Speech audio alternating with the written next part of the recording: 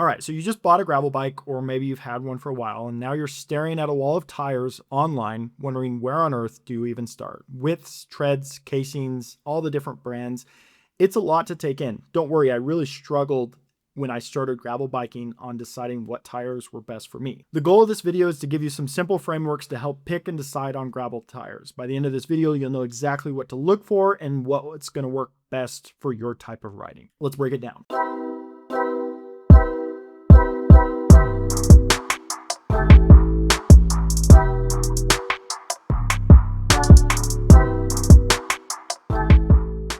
The first thing you need to think about is width, and this is where most people should start because it affects everything else on the gravel tire. Gravel tires typically range from about 35 millimeters all the way up to 50 millimeters or even more. My personal opinion, though, is if you're riding more than a 50 mil tire, you should probably just be on a mountain bike. That's kind of my personal opinion. A narrower tire is obviously going to roll faster on hard-packed gravel and pavement, but it's going to give you less cushion and less traction on loose or technical gravel terrain. Going wider is going to give you more comfort, more grip, and more confidence off-road, but it's going to add more rolling resistance. One other thing to keep in mind is also the wind resistance on some of these bigger tires. If you ride in windy conditions, either head on or you have like a crosswind and you have some of these bigger gravel tires, they tend to catch a lot of wind, and that can make for a very sluggish or even uncomfortable riding experience when you have the wind constantly grabbing some of those larger tires. A good middle ground for most riders is probably somewhere between like 42 to 45 millimeters. It's just wide enough that you can handle the loose gravel and dirt without feeling sluggish on the faster sections. Just make sure when looking at tires that you actually check what your bike supports.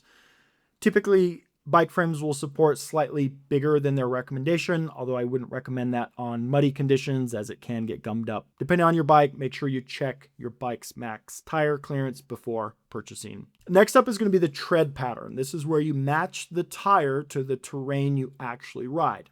If most of your riding is on dry, hard-packed gravel or mixed surfaces with some pavement, you want like a low profile center tread with very small minimal knobs on the side. These tend to roll very efficiently and still give you grip when things get loose or chunky. Tires that come to mind in this category for me are like the Specialized Pathfinder, the Kenda Crusher, the Terra Continental Hardpack. These all have very minimal center treads, almost slick, and then very minimal knobs on the side. Now, if you're getting into more muddier, loose, technical terrain, you want to have a taller, more aggressive knobs, especially on the side. As you're cornering, you want to make sure you have knobs and traction that are going to support you. And lastly, if you do mostly road and very light gravel on your gravel bike, they actually make gravel-specific slicks that work as well. The new Cervelo Aspiro actually comes with a set of slick gravel tires in a 42 to begin with. They're the Vittori Corsa Pro tires.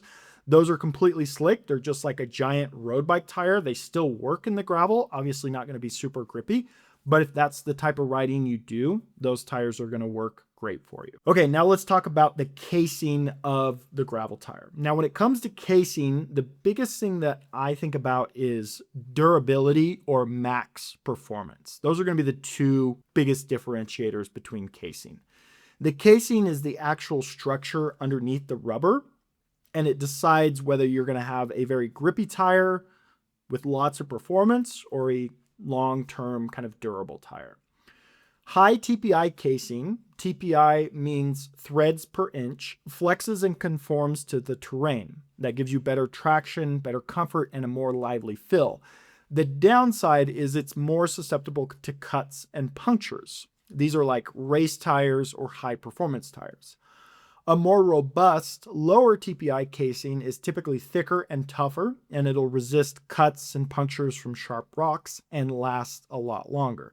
The trade-off is it can feel a bit stiffer on riding and doesn't conform to the ground as well. There are some gravel tires that actually have added puncture protection layers. This is like a good middle ground if you want a high performance tire, but you still want to protect against punctures. I typically recommend running tubeless with these tires just because it makes for the best experience on gravel. But bottom line is, if you're racing and you want maximum performance and you're okay with being careful, go for the higher TPI casings. If you want long durability, long distance riding, you want a tire that lasts a while, I would go with the lower TPI casings. Keep in mind, most of the gravel tires that I have ridden actually have a really long durability. The Specialized Pathfinder Pro has been one of my longest lasting tires. I rode that tire 3,000 to 4,000 miles and it had very minimal wear on it. Now, the trade-off was it wasn't a necessarily grippy tire and it did get kind of wild in the technical sections, but that tire literally lasts forever. Like, you would have a hard time wearing that out in a normal time frame. So to wrap it up, start with the width, match your bike and your tire width to the terrain you ride, then narrow down your tread pattern for your typical conditions. Where do you ride 80% of the time? That's the tire and tread pattern you're going to want to hone in on. And finally, choose your casing based off of how hard you want to push versus how long you want the tire to last. If you're going more aggressive, you're racing, you want maximum time, or if you want long-term durability on the tires. You don't need to get this perfect. I bought the Terra Continental Hardpacks thinking that was the tire for me, and I very quickly found out that that was not my favorite tire. That tire works in a very specific terrain and conditions, and outside of that, it doesn't work really well. So I've gone through various tires. I have reviews of all the tires that I've ridden so far on my channel, more coming. But starting with this framework will save you from buying the wrong tire a bunch of different times. If this helped, drop your comment with what terrain and what tire you're riding. And if you want to go deeper on any of these topics, tubeless, specific tire recommendations, I've got more videos coming. Throw a comment on what you'd like to see. Hit subscribe so you don't miss them as well. As always, thanks for watching.